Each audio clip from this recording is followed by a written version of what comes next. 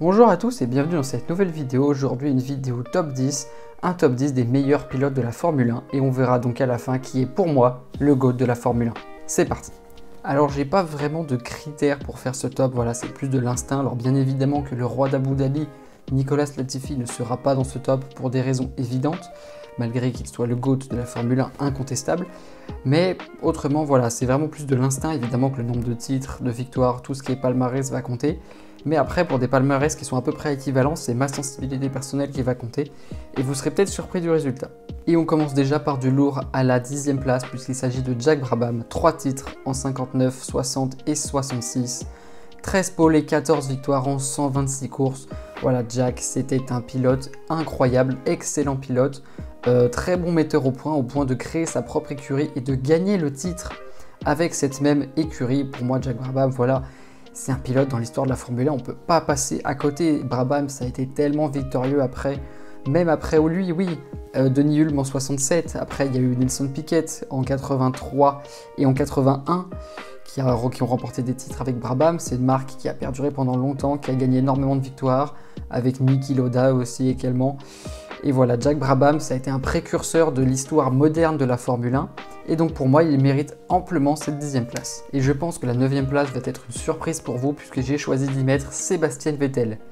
299 courses, 57 pôles et 53 victoires, 4 titres entre 2010 et 2013, et pourtant il n'est que 9e. Je vais m'expliquer. Parce que oui, ils ne sont que 5 à avoir eu au moins 4 titres dans l'histoire de la Formule 1. Alors pourquoi Vettel est seulement 9e? Et bah tout simplement parce que je trouve qu'il manque un petit quelque chose à Sébastien Vettel. Ces 4 titres sont amplement mérités, je ne dis pas le contraire. Dans 2, il a dû se battre vraiment en 2010 et en 2012. Et dans 2, il avait une voiture qui ne faisait qu'un avec lui. T'es d'accord avec moi, toi? Mais oui, t'es d'accord avec moi. Oui. Et donc après 2013, Vettel, en 2014, il se fait laver par Ricciardo chez Red Bull, il va chez Ferrari où ça se passe mieux, disons les termes. Mais en 2017 et en 2018, quand il a l'occasion de conclure, en 2017, c'est un peu sa machine qui lâche. La Ferrari qui a des défaillances mécaniques, mais quelque chose qui semble assez récurrent désormais, malheureusement. Et en 2018, cette fois, c'est les erreurs de Seb, où il spin à Monza, il spin tellement que on les compte même plus. Et donc voilà, en 2018, pour moi, il avait une vraie chance. La Ferrari faisait au moins jeu égal avec la Mercedes et il n'a pas réussi à conclure. Et c'est pour ça que Vettel, il manque ce truc. Dès que la voiture ne lui va pas, il fait des erreurs et il n'est plus autant dominant qu'il ne pourrait l'être avec une voiture qui lui convient parfaitement, ce qui semble logique. Mais voilà, c'est quelque chose que les pilotes que j'ai placés au-dessus de lui sont capables de faire surperformer une voiture qui n'est pas nécessairement excellente. Et en 2020, on l'a bien vu, la Ferrari était une poubelle et Vettel, je crois qu'il finit 14e au championnat, avec un podium, quand Leclerc il réussit des performances qui sont assez incroyables avec cette même voiture. Et c'est pour ça que Vettel, pour moi, est que 9e du classement. Et juste au-dessus de Vettel, à la 8e place, j'ai choisi de positionner Fernando Alonso. 32 victoires, 22 pole positions et 2 titres de champion du monde en 2005 et en 2006. Fernando, c'est un peu le papy de la Formule 1. 368 Grands Prix, c'est un record absolu et je tourne cette vidéo à présent de Vort, donc c'est un chiffre qui va continuer de monter cette saison, la saison prochaine et toutes les saisons où il va rouler finalement. Et pourquoi je mets Alonso au-dessus de Vettel? Et bien tout simplement parce qu'Alonso, il n'a jamais eu la voiture la plus rapide. Ou alors il a dû se battre avec une voiture au moins aussi rapide à ses côtés. En 2005, la McLaren est sans doute plus rapide que la Renault mais moins fiable, et en 2006, la Ferrari et la Renault font jeu égal quasiment, et Alonso s'impose les deux fois. Combat, agressivité, il est extrêmement clutch dans les moments importants. Alonso, voilà, c'est un animal. Dès que vous lui secouez un bout de viande qui s'appelle victoire, podium, ou même coéquipier, ou un dépassement quelconque, il va y aller, et c'est un pilote qui ne lâche jamais rien. Et puis après, vous avez 2007 où l'embrouille avec Hamilton fait qu'il loupe un 3e titre, comme Hamilton en loupe potentiellement un 8e. Vous avez 2010 où avec une voiture qui est inférieure à la McLaren et à la Red Bull, Alonso il arrive à la dernière course à Abu Dhabi en tête du championnat qu'il perd pour pas grand chose suite à une erreur de stratégie de Ferrari. En 2012, la Ferrari, sincèrement, c'est la 3e voire 4e meilleure voiture sur tout au long de l'année. Et Alonso, pareil, il finit à 3 points de Vettel. Ce gars-là, c'est un animal des titres, il aurait pu en avoir 5. Et s'il avait eu ces 5 titres, il serait encore plus haut dans mon classement. Mais c'est toujours un gars qui a fait surperformer ses voitures, même si elles ne méritaient pas les places auxquelles il les amenait. Je pense aussi à la Ferrari 2014 avec laquelle il fait quelques podiums. C'est une voiture, elle sous-virait en entrée de virage et elle survirait en sortie. Et ça à chaque Grand Prix. Et Alonso, il a réussi à faire des podiums avec cette poubelle. Et il a dégommé Raikkonen aussi, qui est champion du monde. Donc pour moi, Fernando Alonso, c'est 8ème, et ça aurait été plus haut avec un plus gros palmarès. Numéro 7, Sir Jackie Stewart. 17 pôles, 27 victoires et triple champion du monde en 69, 71 et 73. Jackie Stewart, c'était un pilote rapide, intelligent, fiable et qui savait quand se battre, qui savait ménager sa mécanique, mais c'est aussi un pionnier de la sécurité. C'est un pilote qui a énormément œuvré pour que les circuits soient plus safe pour les pilotes. Et voilà, c'est un pionnier de la F1 moderne aussi, un peu comme Jack Brabham finalement, mais pas dans le même sens. Il a eu aussi sa propre écurie avec laquelle il a gagné des victoires. C'est quelqu'un qui sait diriger, c'est un leader, et c'est pour ça que Jackie Stewart, dans mon livre, c'est 7ème de ce classement. Numéro 6, Niki Lauda, 171 Grands Prix, 24 pôles, 25 victoires et 3 titres en 75, 77, 84. Niki Lauda, c'est l'intelligence de course incarnée. C'est un pilote qui sait ramener les points intermédiaires, qui sait que quand il ne peut pas aller chercher la victoire, va se contenter de la 2e, de la 3e, de la 4e place, qui ne va pas surpiloter ses machines, et c'est cette intelligence de course qui le rendait si spécial. C'est également un pilote qui est un formidable metteur au point. Pour ceux qui ont vu Rush au début du film, quand il signe chez Ferrari, il dit « Cette voiture, c'est une poubelle, faites ça, ça, ça, et on va gagner 2 secondes au tour ». Bon, dans le film, c'est ce qui se passe, mais dans la réalité, je crois que c'est assez proche de ce qui s'est passé. Niki Lauda, c'est également un pionnier de la sécurité, un peu à l'image d'un Jackie Stewart. Son accident à la Nordschleife en 1976 l'a traumatisé. Il ne voulait pas courir ce jour-là, mais il a cédé face à la pression des autres pilotes et face à l'enjeu d'un titre mondial également. Et après, tout a changé pour lui. Japon 76, il y a le titre au bout de la course, mais la pluie, les souvenirs, il préfère renoncer plutôt que de perdre la vie. Et c'est un pilote qui aura mené aussi un combat pour la sécurité des autres sur les circuits. Numéro 5, Jim Clark, 73 courses, 33 pôles, 25 victoires. Jim Clark est sans doute l'un des champions du monde les plus sous-cotés de l'histoire de la Formule 1, parce que oui, ces 2 titres ne rendent pas hommage à son talent. Qu'est-ce qu'il était rapide! C'est sincèrement le pilote le plus rapide de sa génération et l'un des plus rapides de l'histoire de la Formule 1. Comme le montrent ses 33 pôles en 73 courses, le gars, quasiment une course sur 2, il te faisait la pole. Laissez tomber, c'était un délire Jim Clark. Jim Clark, ça allait vite sur le sec, ça allait vite sur la pluie, et bien qu'il n'ait pas la même intelligence de course qu'un Niki Lauda ou qu'un Jackie Stewart, et bah franchement, il mérite sa place ici. Le gars, sur ses 33 podiums, il a 25 victoires. Il ne se contentait jamais de la 2e place ou de la 3e place. Il essayait toujours d'aller chercher le maximum de ce qu'il pouvait. Et c'est ce qui le rendait aussi si spécial, même si ça lui a sans doute coûté la vie dans un accident de F2 en 1968 à Hockenheim. Je vais tricher un peu pour les 4e puisque j'ai mis 2 pilotes ex aequo. Pour moi, c'est le feu et la glace. Ils sont indissociables l'un de l'autre. C'est Ayrton Senna et Alain Prost. Et je vais commencer par parler d'Alain Prost. 199 départs, 33 pôles, 51 victoires et 4 titres en 85, 86, 89 et 93. Lui aussi, c'est l'intelligence de course incarnée. On pourrait dire que Jackie Stewart a transmis à Niki Lauda son savoir et que Niki Lauda a transmis le sien à Alain Prost, mais Alain Prost l'a magnifié à un niveau exceptionnel. Parce que ouais, parmi ces 4 titres, il n'y en a que 2 où Alain a véritablement été au-dessus de la mêlée, en 85 où la McLaren était excellente, et en 93 où c'était la même chose pour la Williams. Mais ces 2 autres titres, en 86 et en 89, c'est son intelligence de course qui lui a permis d'aller les chercher. Parce qu'en 86, les Williams étaient beaucoup plus rapides que la McLaren, mais Alain, par son intelligence de course, par le fait de garder sa mécanique, d'aller chercher ces fameux points intermédiaires, pendant que les Williams de Mansell et Piquet s'écharpaient entre elles, et Alain il allait gratter le titre à la dernière course, alors qu'en arrivant à Adélaïde, il était 3e au championnat. Voilà, que dire. Et en 89, même chose, son combat contre Senna, c'était psychologique et Alain a pris le dessus, notamment à la dernière course, où la manœuvre, là, c'est limite, hein. C'est limite, le crash à la chicane de 89, pour moi, c'est Alain le responsable.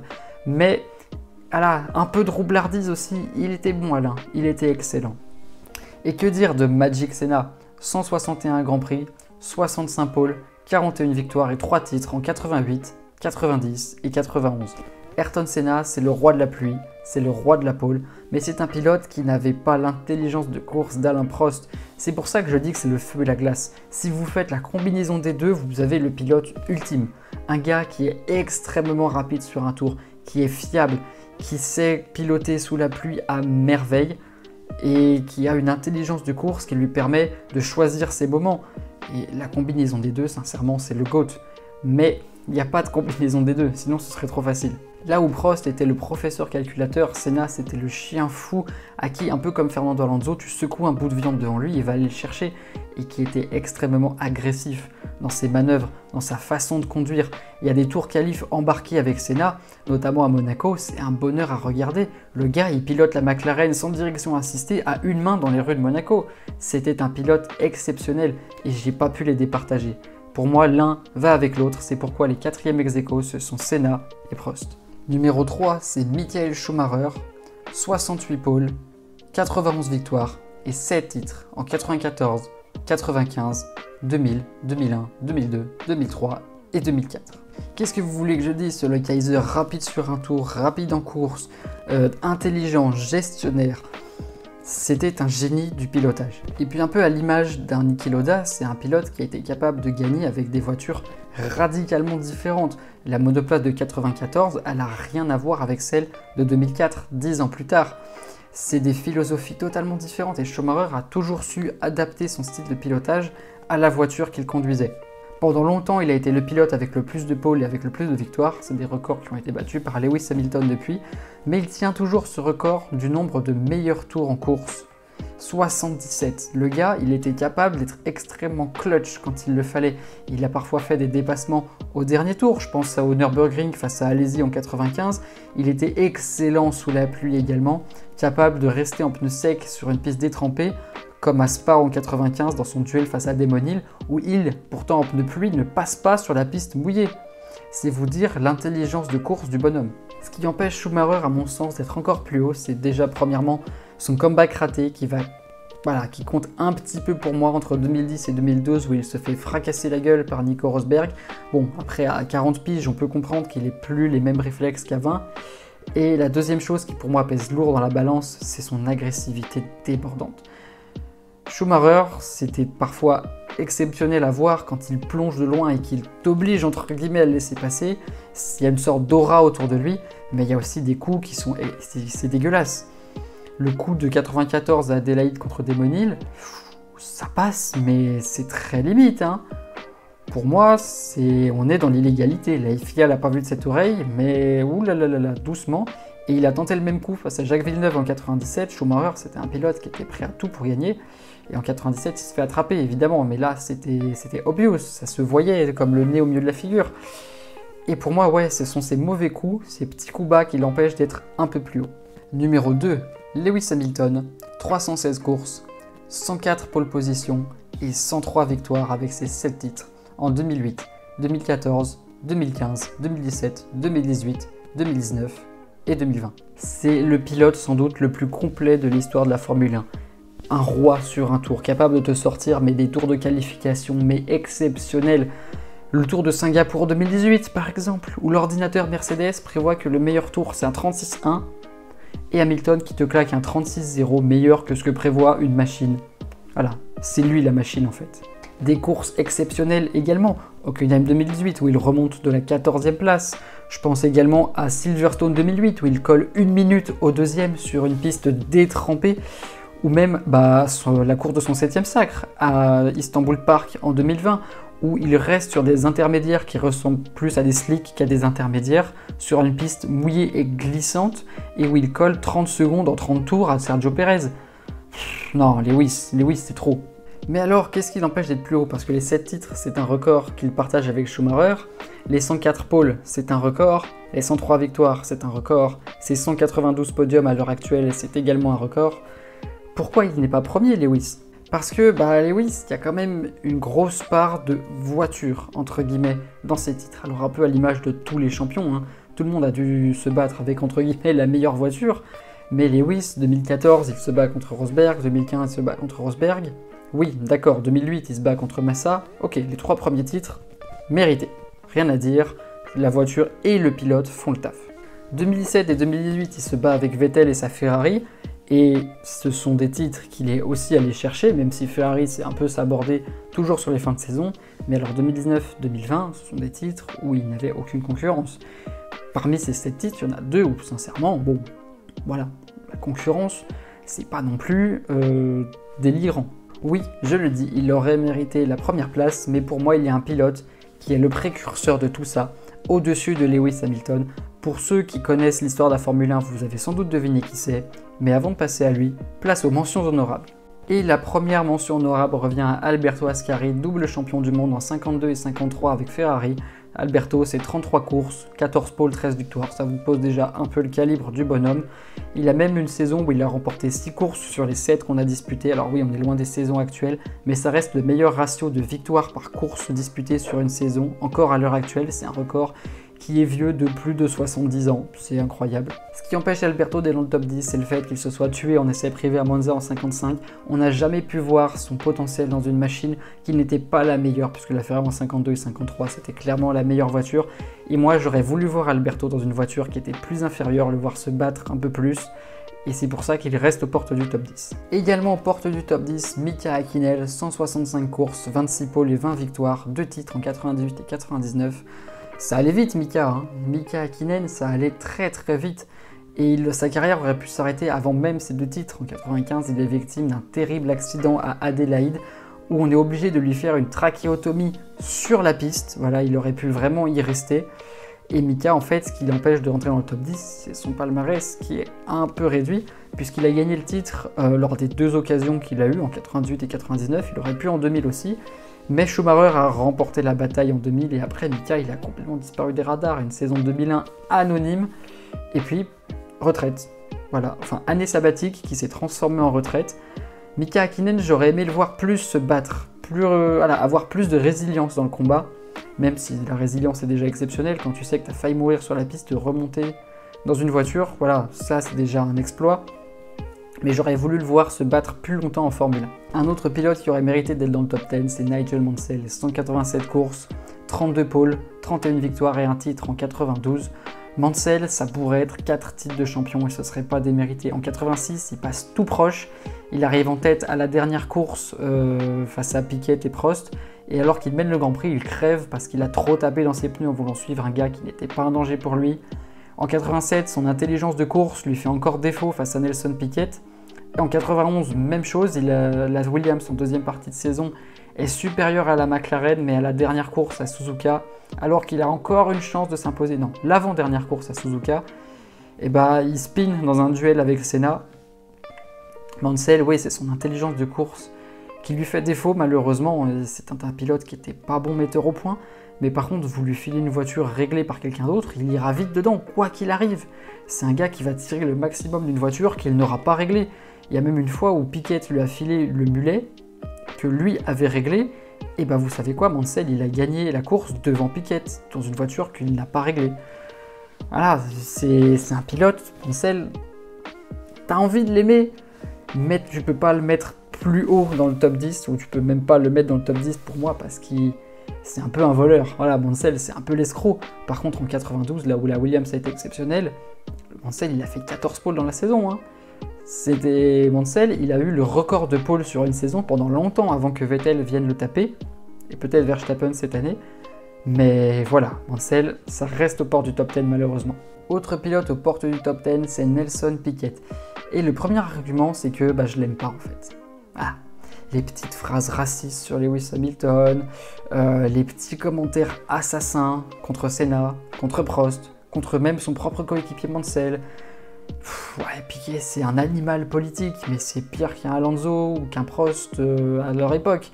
Piquet, vraiment, c'est un pilote qui est déjà détestable malgré son talent. En 81, il va chercher un titre extrêmement serré face à Carlos Reutemann et Jacques Lafitte. En 83, il va encore chercher un titre très serré face à Alain Prost, avec sa Brabham Nelson Piquet. C'est la fiabilité de la Renault qui a fait défaut à Prost, mais c'est aussi l'illégalité de la Brabham qui a permis à Piquet de s'en sortir. Et en 87, il va chercher le titre face à Mansell. Alors là, c'est un combat 1v1 mérité. C'est un pilote qui a toujours dû se battre pour aller chercher ses titres. Mais 3 titres, même, je l'aime pas. Désolé Nelson, mais t'étais pas le meilleur pilote de ta génération. et en plus un peu douteux sur les bords. Et donc celui qui est pour moi le GOAT de la Formule 1, c'est Juan Manuel Fangio. C'est 53 courses, c'est 29 pôles et c'est 24 victoires, sans oublier ses 5 titres en 51, 54, 55, 56 et 57. Déjà comme argument, le gars il a remporté plus de 47% des courses qu'il a disputées et il a fait la pole lors de plus de 50% d'entre elles. C'est déjà un argument de poids. Mon deuxième argument, c'est qu'il a remporté 5 titres avec 4 constructeurs différents, avec Alfa Romeo, Mercedes, Ferrari et Maserati. Le gars, tu lui files une voiture, n'importe laquelle, et tu sais qu'il peut gagner avec. Et il y en a très peu des pilotes qui sont capables de faire ça. Fangio, c'est également un pilote qui faisait pas d'erreur parce qu'avec le faible nombre de courses à l'époque, il suffisait d'un abandon mécanique, d'un crash où tu te blesses pour, ça y est, la course au titre, elle est finie, tu peux abandonner là mon gars. Et c'est surtout que Fangio, il affrontait pas des peintres non plus, Stirling Moss, Peter Collins, Mike Hawthorne, c'était loin d'être des manches les mecs qu'il avait face à lui, et pourtant, toujours, il a gagné, même chez Ferrari où Enzo Ferrari ne l'aimait pas, il lui préférait Peter Collins, ils étaient coéquipiers, et la dernière course, l'aura de Fangio a parlé. Collins, qui peut gagner le titre, préfère donner sa machine à Fangio pour qu'il aille gagner le titre. C'est beau, Fangio c'était l'un des pilotes les plus respectés de la grille, l'un des meilleurs. Et c'est pour ça que pour moi, c'est le GOAT de la Formule 1, c'est le précurseur de tous les autres champions. Petit mot de la fin pour Max Verstappen, qui aurait évidemment mérité d'être dans le top 10, et qui sera sûrement, si je refais un top 10 dans 10 ans, évidemment, quel crack ce Max, mais il est encore un peu jeune pour être dans ce top 10. Regardez les noms, c'est que des anciens. Et Max Verstappen, il a que 25 ans. Et je préfère attendre qu'il finisse sa carrière pour le placer. Parce que là, il serait peut-être 6ème. Je dis une connerie, peut-être qu'à la fin de sa carrière, il serait 1er ou 2ème. Donc voilà, je préfère attendre que sa carrière se tasse, entre guillemets, pour le placer. Voilà, c'est la fin de la vidéo. N'hésitez pas à la liker, à la partager, à la commenter, à vous abonner à la chaîne et à mon Insta et à me dire pour vous qui est votre top 10 des meilleurs pilotes de la Formule 1 ou qui est votre GOAT. Dites-moi ce que vous en pensez en commentaire et quant à nous on se retrouve bientôt pour une nouvelle vidéo. Ciao ciao.